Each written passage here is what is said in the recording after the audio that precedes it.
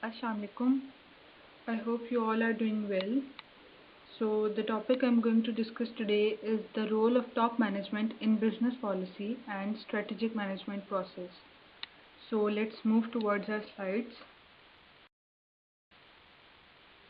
So I will start from the basic concepts of top management. अब किसी भी company की जो एक हायरार्की होती है उसमें सबसे पहले टॉप मैनेजमेंट आ जाती है, then middle management and then lower management. तो टॉप मैनेजमेंट में आपके CEO, board of directors, general managers, presidents, vice presidents ये सब आ जाते हैं। अब ये सब जो हैं टॉप मैनेजमेंट जो है वो एक स्पेसिफिक फंक्शन परफॉर्म कर रही होती है एक फर्म के या ऑर्गेनाइजेशन के गोल को अचीव करने के लिए। तो वो जो फंक्शंस परफॉर्म कर रहे होते हैं अब हम वो डिस्कस करते हैं। Functions of top management. अब टॉप मैनेजमेंट है या टॉप मैनेजर्स जो हैं वो एक एंटायर ऑर्गेनाइजेशन को ओवरसी कर रहे होते हैं, एक पूरी ऑर्गेनाइजेशन को कंट्रोल कर रहे होते हैं। उस ऑर्गेनाइजेशन के ऑब्जेक्टिव्स को डिफ़ाइन करते हैं, एक स्पेसिफिक गोल बनाते हैं, उस गोल को अचीव करने के लिए, उन ऑब्जेक्टिव्स को अचीव करने के लिए इम्प्लीमेंटेशन करते हैं, लॉन्ग टर्म पॉलिसीज़ बनाते हैं, स्ट्रेटेजिक प्लानिंग करते हैं और डिसीजंस लेते हैं कंपनी के लिए बहुत रिस्की किस्म के, बहुत कॉम्प्लेक्स किस्म के, ताकि कंपनी की प्रॉफिटेबिलिटी को इंक्रीज़ कर सकें, कंपनी को फर्दर एक्सपैंड कर सकें, कंपनी को सक्सेसफुली मार्केट में सर्वाइव करवा सकें और कंपनी की ग्रोथ को इंक्रीज़ कर सकें। इन सब के लिए और कंपनी के गोल्स को अचीव करने के लिए रिस्की किस्म के और कॉम्प्लेक्स किस्म के डिसीजंस लिए जाते हैं बाय टॉप मैनेजर्स। और ये जो डिसीजंस लिए जाते हैं ये लीगल मैटर्स को कंसीडर करके उनको मद्देनज़र रख के लिए जाते हैं, ताकि कल को गवर्नमेंट की तरफ से कोई ऑब्जेक्शन ना हो सके। जैसे गवर्नमेंट के कोई भी रूल्स एंड रेगुलेशंस होते हैं तो उनको मद्देनज़र रखा जाता है, ताकि कल को गवर्नमेंट की तरफ से ये ना हो कि जी आपकी कंपनी ने ये रूल फॉलो नहीं किया या हमारे इस रूल को जो है वो तोड़ा है, तो हम आपकी कंपनी को कोई भी किसी किस्म की भी जो प्रॉब्लम फेस करनी पड़ती है वो ना करनी पड़े। इन सब चीज़ों को अवॉइड करने के लिए इन लीगल मैटर्स को मद्देनज़र रखा जाता है और फिर डिसीजंस लिए जाते हैं।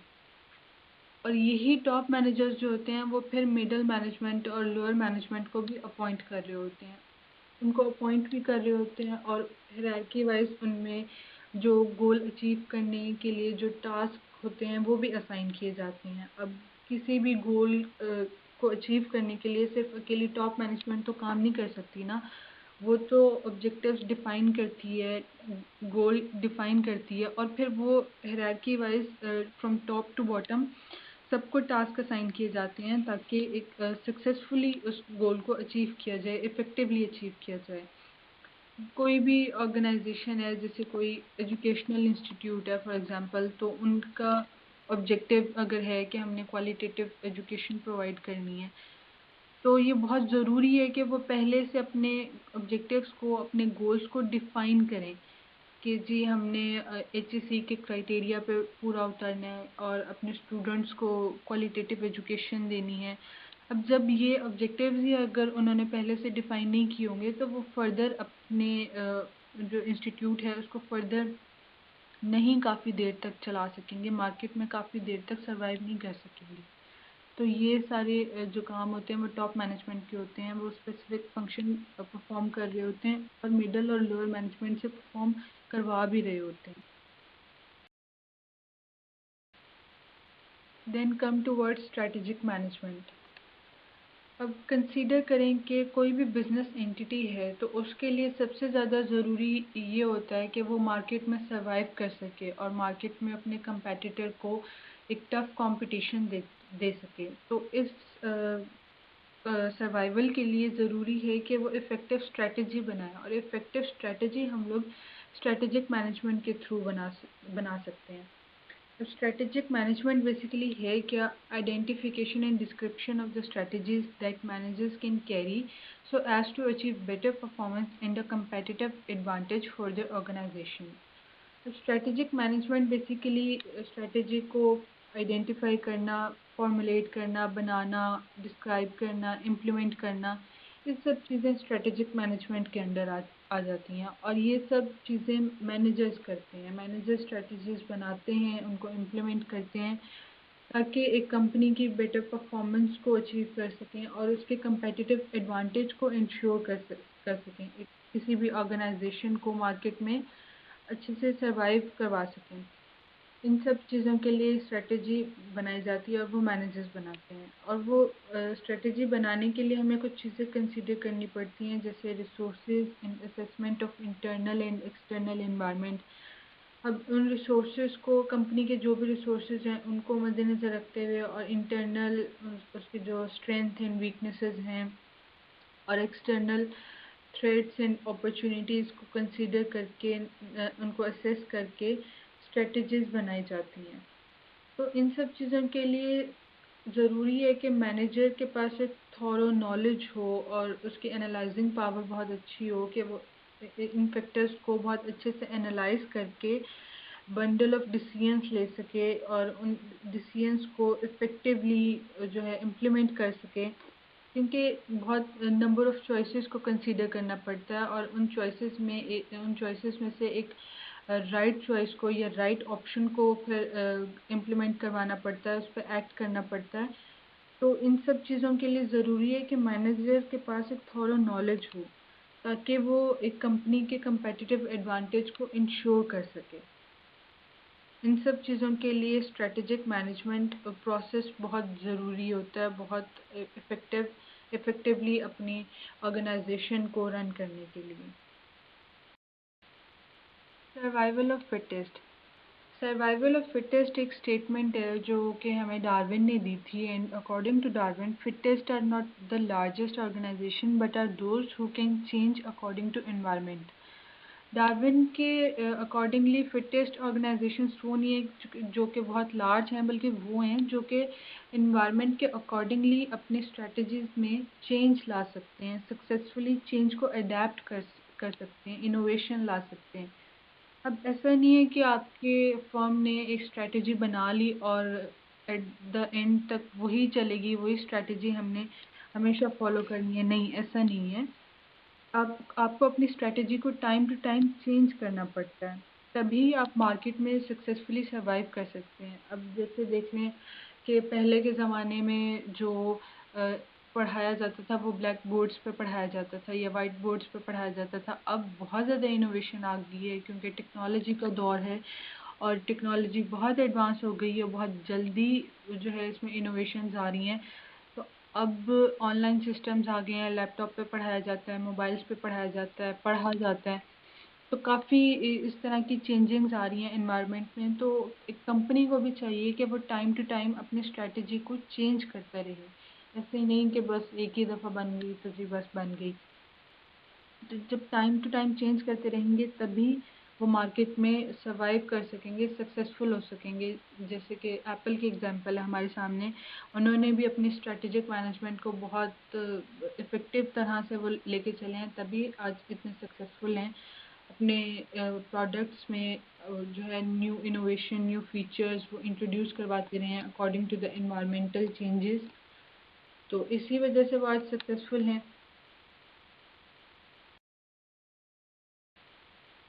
Then importance of strategic management. अब उसमें सबसे पहला पॉइंट है, it define goals and missions of organisation.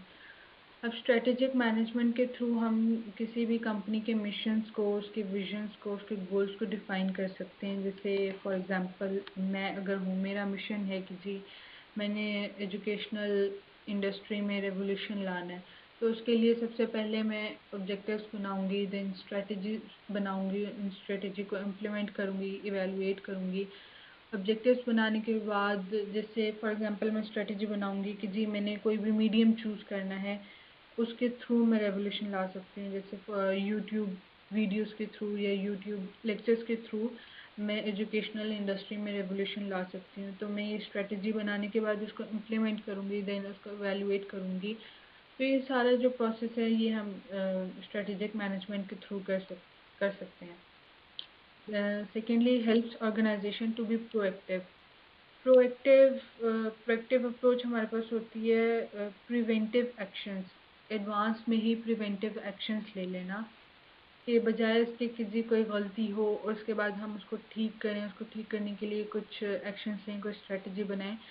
तो इन सब के बजाय हम प्रोएक्टिव अप्रोच अपनाएं कि गलती हो ही ना, इस तरह की स्ट्रेटजीज बनाई जाएं कि किसी गलती का इम्कान ही ना हो।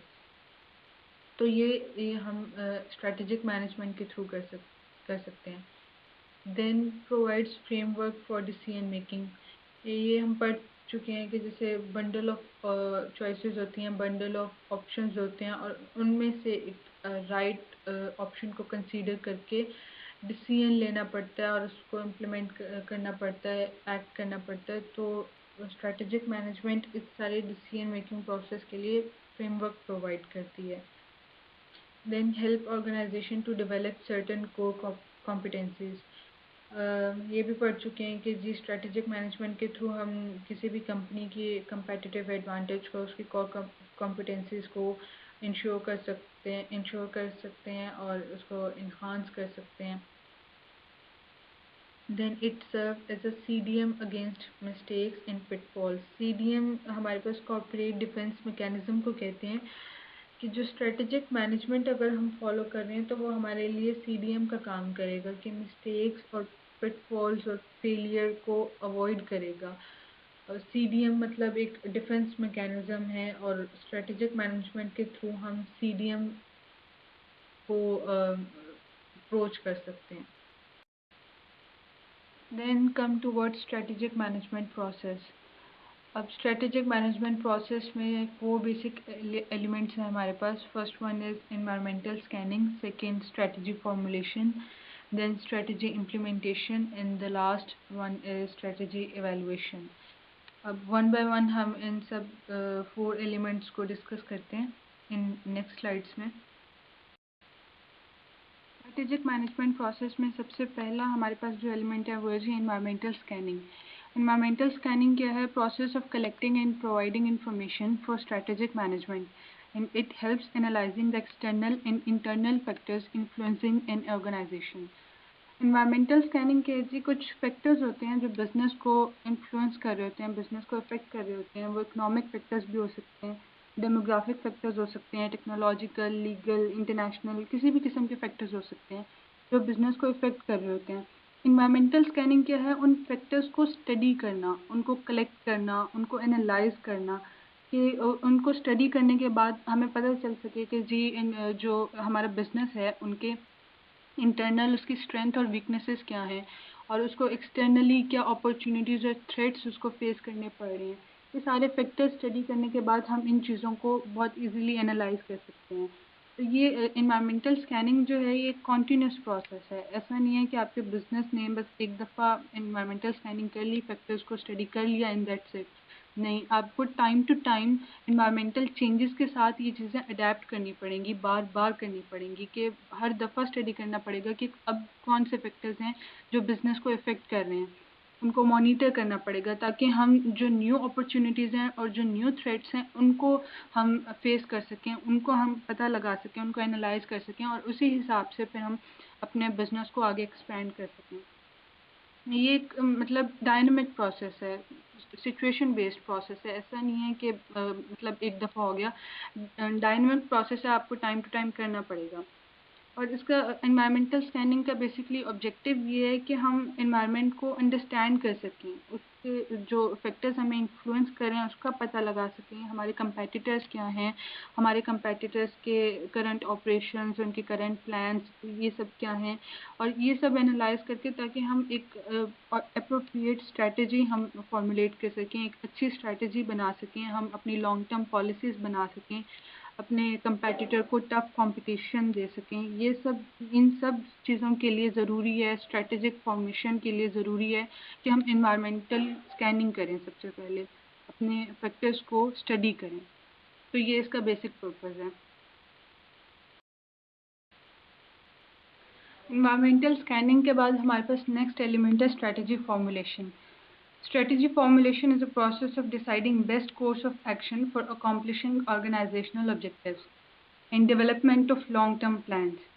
स्ट्रेटजी फॉर्मुलेशन क्या होती है जी? जब इन्वायरमेंटल स्कैनिंग के बाद जब हम इन्वायरमेंट के सारे फैक्टर्स को एनालाइज कर लेते हैं, स्कैन कर लेते हैं, उसको मॉनिटर कर लेते हैं, तो उसके बाद हम स्ट्रेटजीज बनाते हैं, डिफरेंट अल्टरनेटिव स्ट्रेटजीज बनाते हैं। एक काम को करने के जैसे काफ़ी वेज़ हो सकते हैं, काफ़ी तरीके हो सकते हैं। तो वो सारे तरीकों को पहले हम कंसीडर करते हैं, डिफरेंट किस्म की स्ट्रैटेजीज़ बनाते हैं, डेवलप करते हैं। उसके बाद फिर उसमें से बेस्ट स्ट्रैटेजी जो होती है वो सेलेक्ट करते हैं। बेस्ट स्ट्रैटेजी हम कैसे सेलेक्ट करते हैं? अपनी स्किल्स को, अपने विज़न को, अपने मिशन को मद्देनज़र रखते हुए कि जी हमारा ये मिशन है और हमारा ये विज़न है और इसको हमने अचीव करना है, हमारी ऑर्गेनाइज़ेशन की ये ऑब्जेक्टिव्स हैं, इसको हमने अचीव करना है। तो इसको अचीव करने के लिए जो हमारे पास स्किल्स हैं, जो हमारे पास जो हमारे स्किल्स हैं, जो हमारे आइडियाज़ हैं, उसको हम किस तरह से स्ट्रैटेजी में लेके आएँ कि वो हम उसकी मदद से अपने कंपैटिटर को बीट कर सकें और हम अपनी जो कंपनी है, जो फर्म है, उसकी प्रॉफिटेबिलिटी को इंक्रीज़ कर सकें। फॉर एग्ज़ाम्पल जैसे एक कंपनी है, टेस्ला कंपनी है, अब उसका मिशन क्या है कि उन्होंने इलेक्ट्रिसिटी कार्स प्रोवाइड करनी है पूरी दुनिया में। जो फ्यूल कार्स हैं, उनको ख़त्म करना है और इलेक्ट्रिसिटी से चलने वाली जो कार्स हैं, वो प्रोवाइड करनी है ताकि पॉल्यूशन भी कम हो, फ्यूल का जो खर्चा है, वो भी कम हो। अब ये उनका मिशन है, ये विज़न है। अब इसको वो मद्देनज़र रखते हुए स्ट्रैटेजीज़ बनाएँगे और इसको देखेंगे कि हमारे पास क्या-क्या स्किल्स हैं, किन स्किल्स के बेस पे और हमारी क्या स्ट्रेंथ है और हमारी क्या वीकनेस हैं। तो हम कौन-सी इस तरह की फ़ेवरेबल स्ट्रैटेजी बनाएँ जिसके जो आउटकम्स हैं, वो हमारे लिए फ़ेवरेबल हों और उससे हम अपने कंपैटिटर को बीट कर सकें। तो स्ट्रैटेजी फ़ॉर्मूलेशन बेसिकली यही है कि डिफरेंट अल्टरनेटिव स्ट्रैटेजीज़ में से बेस्ट वन स्ट्रैटेजी को सेलेक्ट करना, उसको चूज़ करना। Then come towards next. The next one is strategy implementation. Strategy implementation is putting the organization's chosen strategy into action. It includes designing the organization's structure, distributing resources, developing decision-making process, and managing human resources. Basically strategy implementation क्या है? Execution. Simple words में हम कह लेते हैं कि जो strategy हमने चूज़ की थी, जो डिफरेंट अल्टरनेटिव्स थे, उसमें से जो बेस्ट स्ट्रैटेजी हमने चूज़ की थी, उसको एक्शन में लेके आना, उसको काम में लेके आना। अब स्ट्रैटेजी सोच तो लेते हैं, लेकिन असल तो यही है ना कि आप उसको काम में लेके आओ। स्ट्रैटेजिक थॉट जो है आपका, उसको स्ट्रैटेजिक एक्शन में लेके आओ। अब उसी हिसाब से फर्म को फिर स्ट्रैटेजी के हिसाब से अपने ऑर्गेनाइजेशन के स्ट्रक्चर को, अपने ऑर्गेनाइजेशन के कल्चर को ऑर्गेनाइज करना पड़ता है। स्ट्रैटेजी के हिसाब से फिर रिसोर्सेज जो हैं वो डिस्ट्रीब्यूट किए जाते हैं कि ये काम है हमारा, इसको हमने इस ऑब्जेक्टिव को अचीव करना है, तो उसके लिए जो हमारे रिसोर्सेज हैं उसको हायरार्की वाइज डिस्ट्रीब्यूट किया जाएगा। बस एक जैसे फॉर एग्जांपल हम सोच लेते हैं कि एक स्टूडेंट है, अब वो सोच रहा है कि जी मैंने अच्छे मार्क्स लेने हैं, अच्छी जीपीए सिक्योर करनी है, लेकिन उसके लिए वो डिफरेंट स्ट्रैटेजीज़ बना लेगा कि जी मैं इतने से इतने टाइम तक पढ़ूँगा और मैंने अपनी असाइनमेंट्स और प्रेजेंटेशंस जो भी हैं मैंने वो विद इन टाइम मैंने वो कंप्लीट करनी है। अब सोचने में तो कुछ भी नहीं जाता, सोच तो सब लेते हैं, डिफरेंट स्ट्रैटेजी सब बना लेते हैं, लेकिन असल ये है ना जब आप उसको इम्प्लीमेंट करें। आपने अगर सोचा है कि मैंने इस इतने से इस टाइम तक पढ़ना है, 2 घंटे या 3 घंटे मैंने अपनी स्टडी को देना है, तो वो जब आप इम्प्लीमेंट करेंगे, तभी आपको पता चलेगा कि इसका क्या इफ़ेक्ट है ऑर्गेनाइज़ेशन पे या फर्म पे या आपकी परफ़ॉर्मेंस जो भी है। तो किसी भी बिज़नेस के जो सक्सेस है, उसकी जो फेलियर है, वो स्ट्रैटेजी इम्प्लीमेंटेशन पे डिपेंड कर रही होती है सबसे ज़्यादा। स्ट्रैटेजी फॉर्मुलेशन तक जो प्रोसेस है, वो फिर भी ईज़ी है, वो कर लेते हैं, लेकिन जो स्ट्रैटेजी इम्प्लीमेंटेशन है, सबसे इम्पोर्टेंट स्टेप यही है कि जो आपने सोचा है, जो आपने चूज़ की है स्ट्रैटेजी, उसको एक्शन में लेके आएँ, ताकि आप अपने कंपैटिटर को एक एज दे सकें मार्केट में और जो कंपैटिटर है, उसको बीट कर सकें।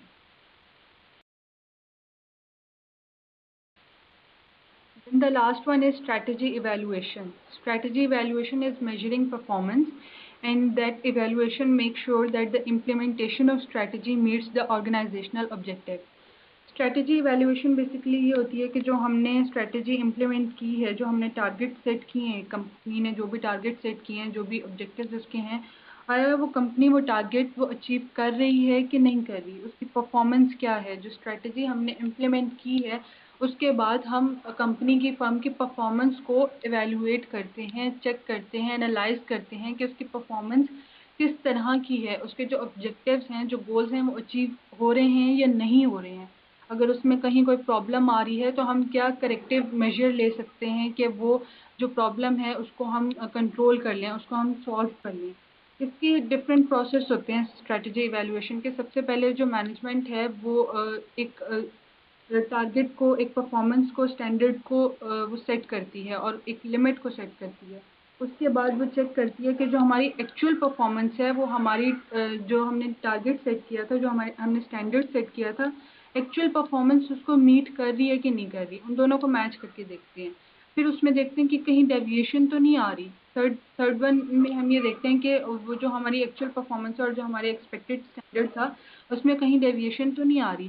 फिर उसके बाद उस डेविएशन को एनालाइज किया जाता है कि अगर कोई डेविएशन आ रही है तो वो किस तरह की है, किस किस्म की है, उसको हम कैसे कंट्रोल कर सकते हैं, कैसे उसको ख़त्म कर सकते हैं, वो डेविएशन क्यों आ रही है, ये सारी चीज़ें एनालाइज की जाती है। उसके बाद एनालाइज करने के बाद उस डेविएशन को कंट्रोल करने के लिए कोई करेक्टिव मेजरमेंट लिए जाते हैं ताकि उस जो डेविएशन है उसको हम ख़त्म कर सकें और कंपनी की जो परफॉर्मेंस है उसको बेहतर कर सकें, उसकी एक्चुअल परफॉर्मेंस को उसके एक्सपेक्टेड स्टैंडर्ड के साथ मैच कर सकें, वो उसको मीट कर सकें। देन हमारे पास लास्ट में स्लाइड है, when does a corporation needs a board of director.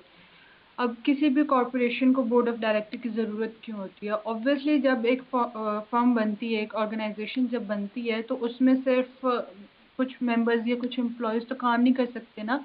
Board of directors जो हैं वो बहुत नेसेसरी होते हैं। जो लोग उसमें फर्म में ऑर्गेनाइजेशन में इन्वेस्टमेंट करते हैं, किसी भी बिज़नेस में जो भी इन्वेस्टमेंट करते हैं, वही लोग उसके बोर्ड ऑफ डायरेक्टर्स होते हैं। उन्हीं लोगों को उसके बोर्ड ऑफ डायरेक्टर्स कंसीडर किया जाता है और उन लोगों के पास फिर एक अथॉरिटी होती है कि वो किसी भी चीज़ को, किसी रिकमेंडेशन को वो अप्रूव कर सकते हैं या उसको रिजेक्ट कर सकते हैं, जो भी लोग उसमें इन्वेस्टमेंट करते हैं। अब बोर्ड ऑफ डायरेक्टर्स क्या फ़ंक्शन परफ़ॉर्म करते हैं या वो नेसेसरी क्यों होते हैं? वो मिशन और विज़न स्टेटमेंट्स बनाते हैं कंपनी की और उनको अचीव करने के लिए स्ट्रैटेजीज़ बनाते हैं और for decision making they are necessary to achieve goals, to deal with any problem. अब कोई भी अगर प्रॉब्लम आ रही है उससे उससे फेस करने के लिए या उससे डील करने के लिए बोर्ड ऑफ डायरेक्टर्स बहुत ज़रूरी होते हैं। या टॉप मैनेजमेंट की जो भी रिकमेंडेशंस होती हैं उनको कॉर्पोरेशन के फ्यूचर के हवाले से जो भी रिकमेंडेशन होती हैं उनको प्रूव करने के लिए या उनको रिजेक्ट करने के लिए या उनमें कोई भी चेंजिंग लाने के लिए बोर्ड ऑफ डायरेक्टर्स नेसेसरी होते हैं और डिसीजन मेकिंग की पावर होती है, इनके पास अथॉरिटी होती है कि किसी भी चीज़ को अप्रूव कर सकते हैं या रिजेक्ट कर सकते हैं ताकि एक कंपनी को या एक बिज़नेस को अच्छे तरीके से चलाया जा सके, क्योंकि किसी भी कंपनी को चलाने के लिए बोर्ड ऑफ डायरेक्टर्स की या टॉप मैनेजमेंट की बहुत ज़रूरत होती है। So that's why they are very necessary for the business. That's all. I hope आप लोगों को टॉपिक समझ आया होगा और थैंक यू वेरी मच। अल्लाह हाफ़िज़।